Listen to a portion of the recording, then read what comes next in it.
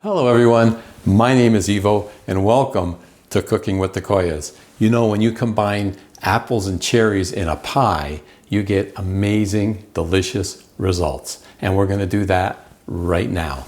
Let's get started. So when making pie, you can start with a pre-purchased, pre-made pie crust. But today, folks, we're going to make this right from scratch. We're going to make our pie crust. But whatever you decide is perfectly fine. So I have here 290 grams of flour. Now I am using cake and pastry flour.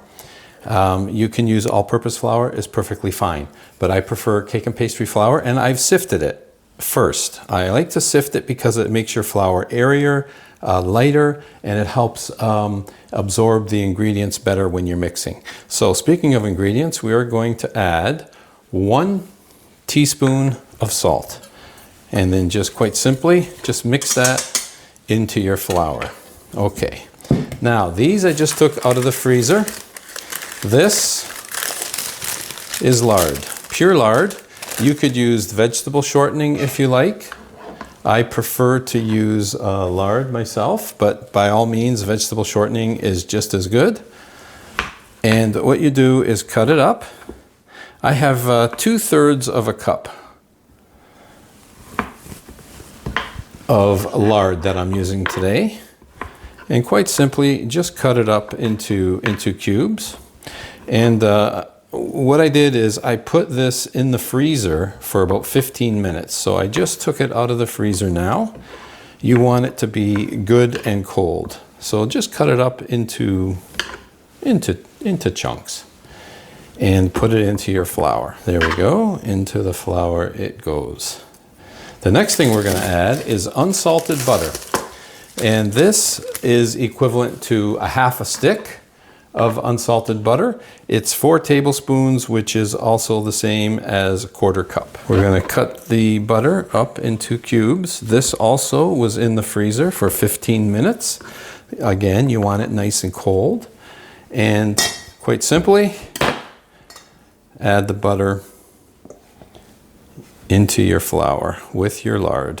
Okay, now that we have those in, what you want to do is cut them into the flour and continue cutting them into the flour until you produce, the flour will be like clumpy, producing like little peas, more or less, little stones. It'll come like little stones in there, and that's what you want. So let's just continue to do this until we get the consistency that we want. We want those big chunks broken down into little peas with the flour. Okay, and it looks like we've got them pretty much broken down now into little stones, little crumbly little stones there. So now what we want to do is add ice cold water, 1 tablespoon at a time. 1 tablespoon of water. Ice cold water, blend that in. Cut it into your flour. Okay, add another tablespoon. Ice cold water, folks, ice cold water. Okay. It's a cold theme. We start with cold butter, ice cold lard, and ice cold water. That's number 3.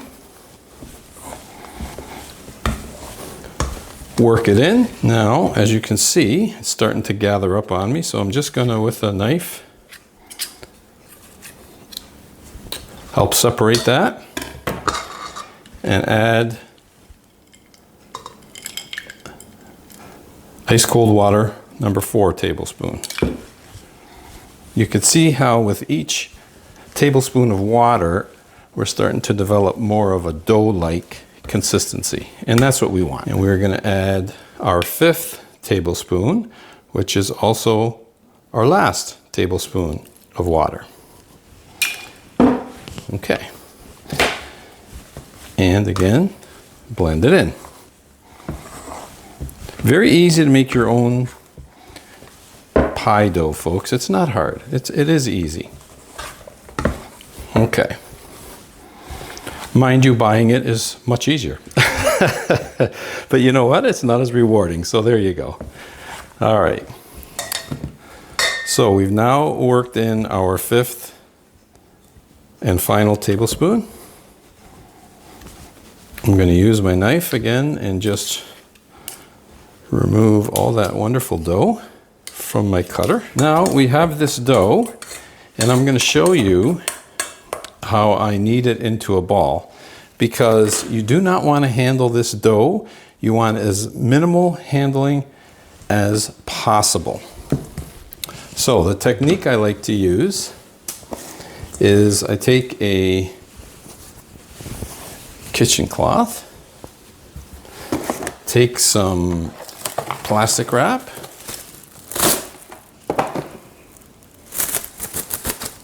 and then quite simply I put the plastic wrap on my kitchen tablecloth, or kitchen cloth. It's not a tablecloth. All right. And then quite simply, I just take my dough and just place it on the cloth. Okay. There you see it. Now we want to get this formed into a nice ball without touching it with our hands and without kneading it. So I'm just going to gather up this plastic so that it's completely covered. Make a little plastic ball like that. And then take my towel and cover it and make another ball, just like that. And then quite simply, take it tight, make it into a tight ball. And then all you have to do, folks, is just twist this. Twist the towel and the dough. So you're tightening it, you're tightening that knot right there. And as you're tightening it, it's forming the dough ball. And there we have it. One perfectly dough ball with the absolute most minimal amount of holding it in your hand or kneading.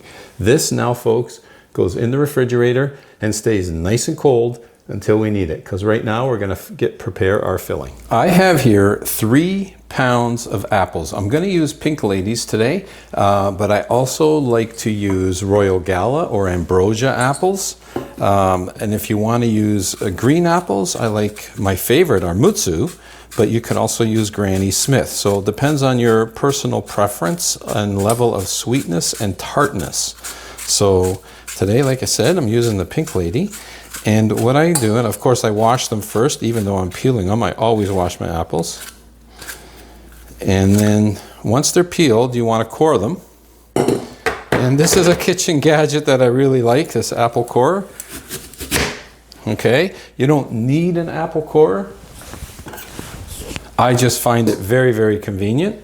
And then quite simply, just slice your apples, you know, about 1/8 of an inch thick, relatively thin. You can usually get 3 to 4 slices per apple piece. So quite simply, take your apple, slice, slice. There's a little piece of skin, we'll just remove that. And oh, missed a little bit of the core, that's fine. Slice, slice, slice. Perfect. So now just continue doing this until your 3 pounds of apples, which turned out to be about 7 medium-sized apples, by the way. Of course, they're going to vary depending on size, but this worked out to be perfectly 3 pounds with 7 apples. We are down to our last one, and I should have mentioned, you want to make sure you peel them before you cube them. It's so much easier to peel the apples beforehand as opposed to afterwards. And the other thing is, I mean, get yourself a good potato peeler. Of course, you could use a knife to remove the skin, but what I found is a knife removes too much apple, whereas this does a great job and just removes the skin. Now these, of course, make for great compost. That does not go to waste. And again. And the other thing, folks, when you're slicing and dicing and doing this, don't worry about the shapes. You know, about 1/4 inch thick. If some are a little thicker, some are a little thinner, it's no big deal. Remember, being in the kitchen is all about having fun not being stressed and making something nice at the end of the day that you can enjoy by yourself or with your friends or your family. That's really what it's all about.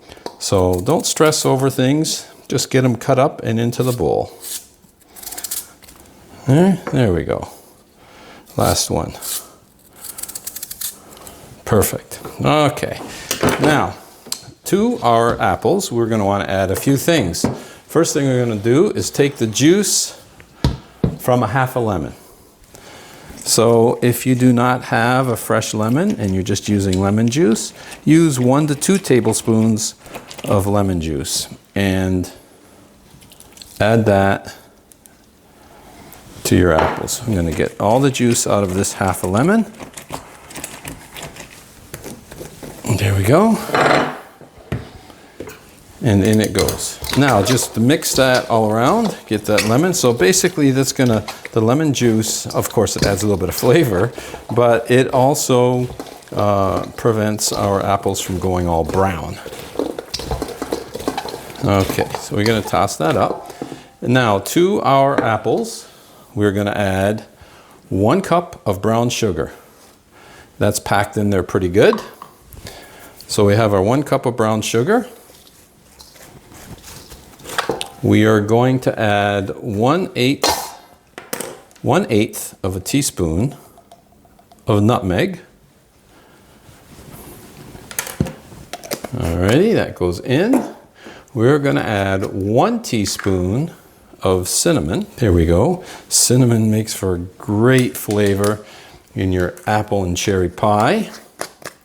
And the last thing we're going to add is cornstarch. We're going to add 1/4 cup of cornstarch. If you do not have cornstarch, you can add a 1/2 cup of flour. This will help with the liquid factor with our pie. And I like the cornstarch because it's also, you can't taste it as much as you can flour. So I prefer to use cornstarch. So now, quite simply, just mix all these ingredients together. Get everything mixed up and get all those apple pieces coated with the ingredients that we just added. And you know what I'm going to say, folks. When you think you've mixed enough, mix a little bit more. You cannot overmix. And you want to make sure that, you know, you have those ingredients spread out evenly, you know, as possible anyhow. So, there we go. Again, we're not going to stress over it, but we're going to mix it until we think we've got a good mixture. There we go. So our apple pieces are now ready. Let's get our cherries. As for cherries, I like to use canned cherries, and these particular ones are my favorites. They're Amarena Cherries. They come from Italy. They're a fantastic flavor. These ones happen to be wild cherries, but you could use any cherries you want. Canned or frozen is fine. This is a 24-ounce can, or I should say 24-ounce jar. And then quite simply, just take your cherries and we're just going to strain the liquid. Look at those beautiful cherries, folks. Right from Italy. You gotta love that. Okay. And that's good enough. All right.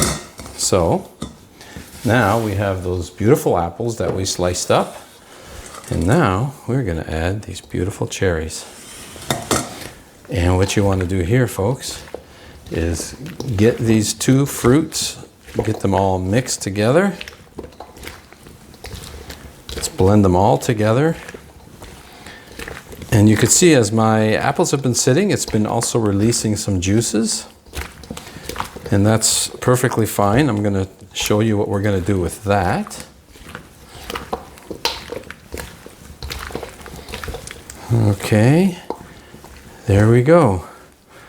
Our filling is now ready. I have a very nice deep dish pie plate right here.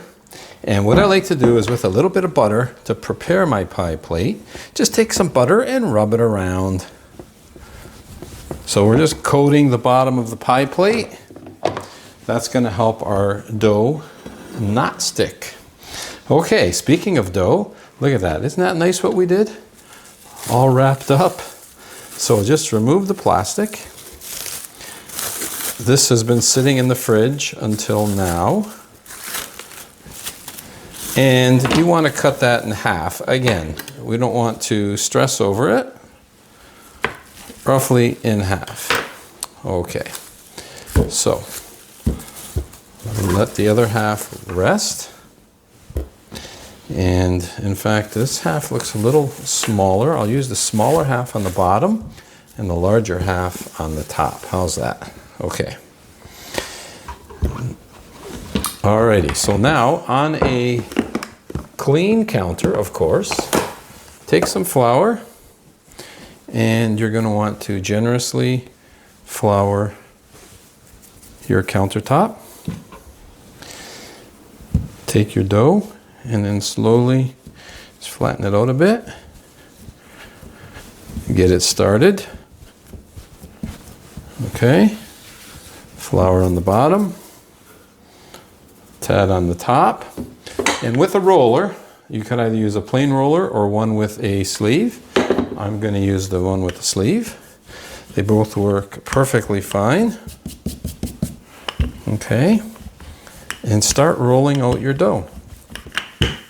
You want it to get nice and thin because this is going to form the bottom of our pie crust.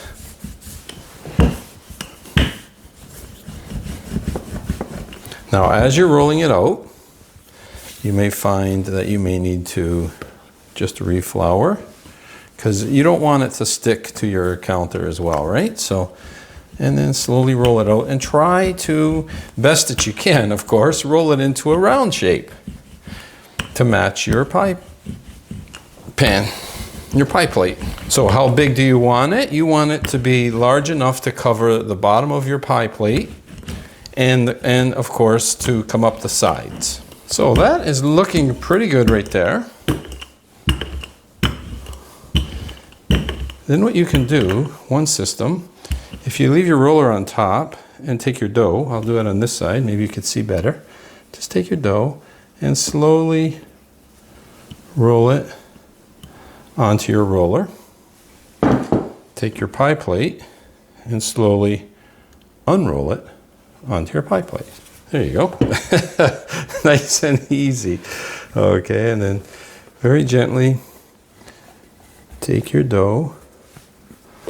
There we go. Very nice, very nice. Now you can see here, I have a little more dough on this side than I do on that side, and that's quite all right. All you can do is take a little bit of dough, just kind of patch that up a bit. Okay, same with here. A little bit of excess dough. You can patch that little side there. You can patch this little side here. There we go. Again, no stress, folks, no stress. All right, so while we're doing this, actually, I'm going to go, I should have already, I'm going to go put the oven and fire it up to 375 to get it preheated. So let me do that. Okay, with our oven now at 375, we can take our beautiful mixture of apples and cherries, folks.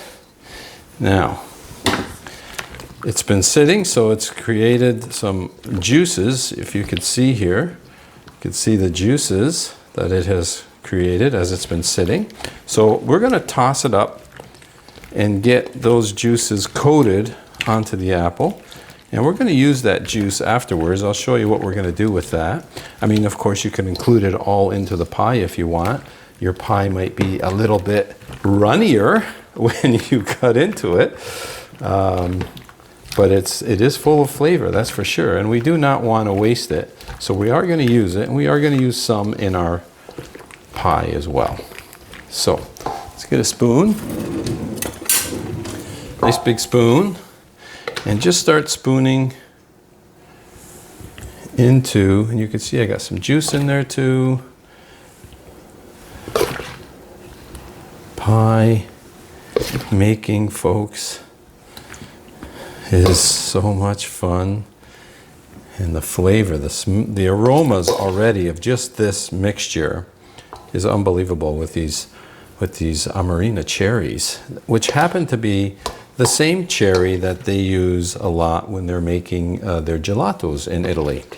If you notice, that's the one of the brands or one of the flavors of gelato that is very popular in Italy. And by the way, in case you're wondering, yes, happens to be one of my favorite gelatos. Mind you, I like most of them, but that one really is very good. So you're going to want to, don't worry, mound it up, because this will cook down as we bake it. But it's going to be nice and heaping right now, right down to the last little piece. There we go. Okay, so we're going to put this aside. And let's work on the top now to our pie. Again, generously coat with flour. Take the other half. You know, start it out a bit before you use the roller. You can start with your hands, and it's in a round shape. It's nice if you start when it's in a bit of a round shape to begin with. Okay, take our roller again. Same process. Let's start rolling it out.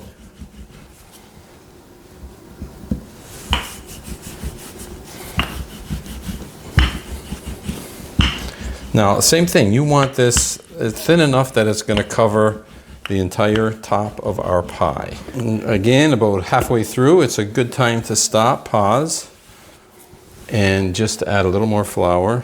We just don't want anything to stick. There we go. And continue rolling. And you roll from side to side. That way you get consistency and evenness throughout, and you try to maintain a shape that way. Roll up, roll down, roll left, roll right. Okay, we have a large piece here, rather large, that's for sure. Okay, we're going to do the same little trick that we did when we put the bottom piece on. We're going to take our dough and just gently roll it onto our roller. Take the roller, slide it over top, and gently unroll it. Looky there. Wasn't that easy? Look at that. Now, this is the part I'm not the fanciest at, but we're just going to seal the edges. So we have excess. Just with a knife, just cut the excess off. Just go around your pie plate and cut off the excess dough. Now, I should add that you can save this and reuse it. What I like to do is I just try to seal this best that I can, okay? And just kind of pinch it together and work your way around. Pinch the dough together and work your way around. Again, now Laura's much better at this because this also adds, you know, in addition to decorating, you're also, in addition to sealing, you're also decorating. Okay. There we go. I guess that's not too bad, right? That looks okay. I got a little hole there. I'm just going to seal that up. We're going to take this beautiful juice. If you want, you can reduce this, put it on a stove and reduce it a bit, but I'm just going to use it as is. And baste the top of this pie with these juices. So this has got a lot of flavor. It's going to add color to our pie, and of course it's going to add a touch of flavor. And you can see the cherries have made this juice somewhat red. And you want to make sure you get every spot covered. There we go. That's quite nice. Now, quite simply, we need to create some air to let steam out so this cooks properly. So again, we can try to be decorative. So let's start by putting one slit here, and then we'll come across the other side and we'll put another slit in our dough to there. Start here and come down. Hey, this is the fun part too, right, folks? And another slit there. Okay, and then just to add a little more, we'll put maybe a shorter slit. And cut one there, cut one there, cut one there, and cut one there. So again, these add a nice, beautiful finish to our pie, and they're also gonna do their job and release. And then if you want, you could add a little more of this beautiful juice. If you want to put some in those cracks, you can do that. Just a little bit. Make it soak in a bit into our pie. That's enough. All right. Once our oven finishes preheating to 375, we were going to put this in and start baking. With our oven now preheated, I like to take a cookie sheet and put it down below, and then take our beautiful pie and put it in. So the cookie sheet is there in case anything decides to spill over during cooking. But right now we're at 375, and it's going to cook and bake for 75 minutes. Our timer is now off, so we can shut down the oven. And let's take a look at our pie. Oh boy. You know what, folks? The aromas in this kitchen are nothing short of amazing right now. And just look at this pie. Oh, isn't that nice? That is absolutely beautiful. Cooked to perfection. 75 minutes, folks. We have got ourselves a beautiful, beautiful apple pie. Now, we're going to put this down to rest. There we go. Let's also take a look at our tray.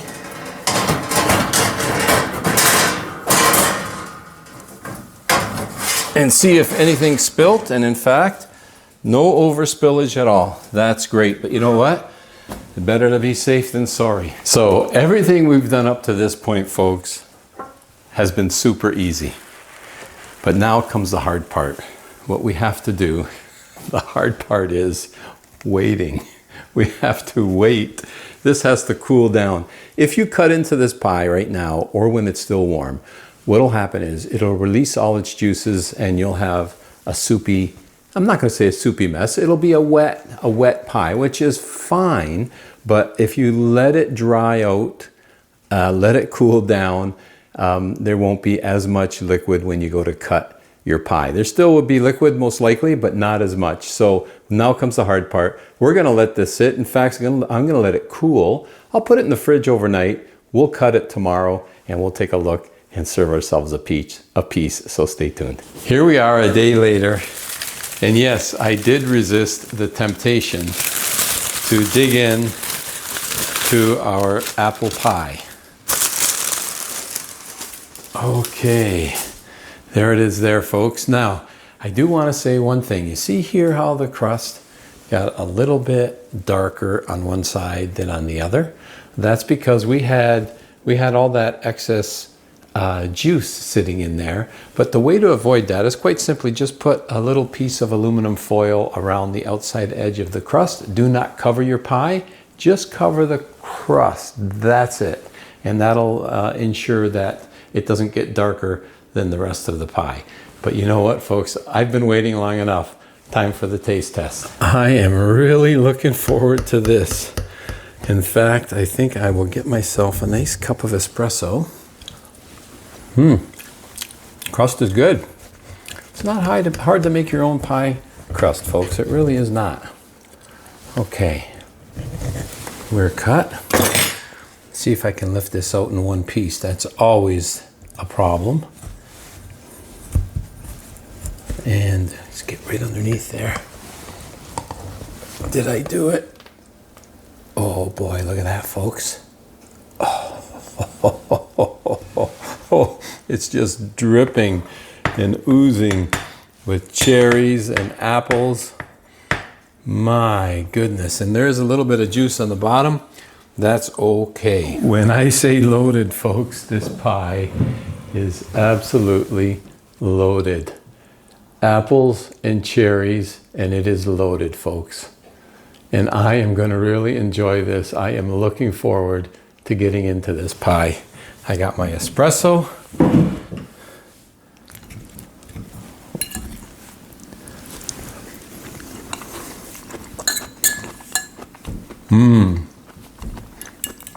Oh my goodness.